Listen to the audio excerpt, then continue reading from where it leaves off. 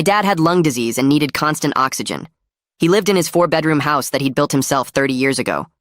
I moved back in to take care of him after his diagnosis.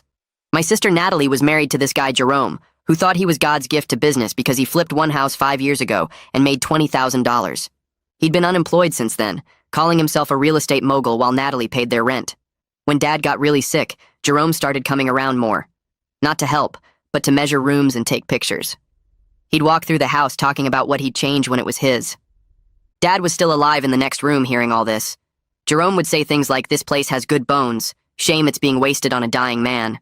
He actually said that while Dad was on his oxygen machine 10 feet away. One day Dad was struggling to walk to the bathroom. Jerome was in the hallway and Dad asked him for help.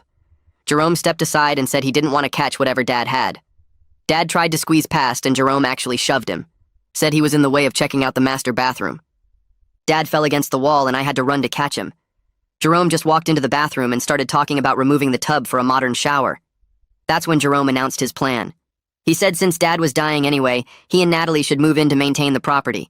He'd already brought boxes and started putting them in the garage. When I said absolutely not, Jerome said I had no say since Natalie was older and would inherit everything anyway. He'd actually looked up inheritance law and decided Dad's house was basically already theirs. Dad was too weak to fight, but he told Jerome to leave. Jerome laughed and said confused old people shouldn't make property decisions. The next week, Jerome and Natalie just showed up with a moving truck.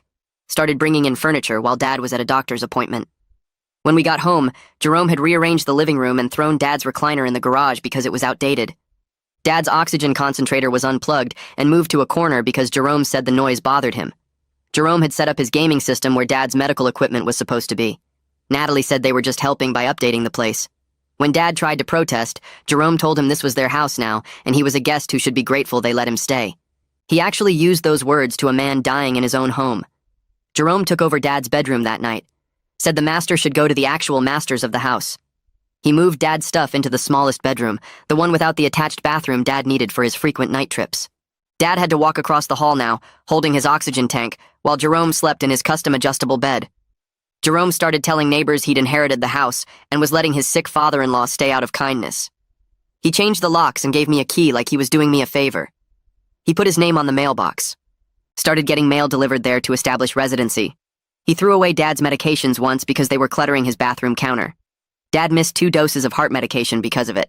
Jerome said it probably didn't matter since Dad was terminal anyway. He actually started planning renovations while Dad was still alive. Had contractors come give estimates. They'd walk through Dad's room while he was lying in bed. Jerome would point at Dad and say, "We'll clear this room out soon for an office."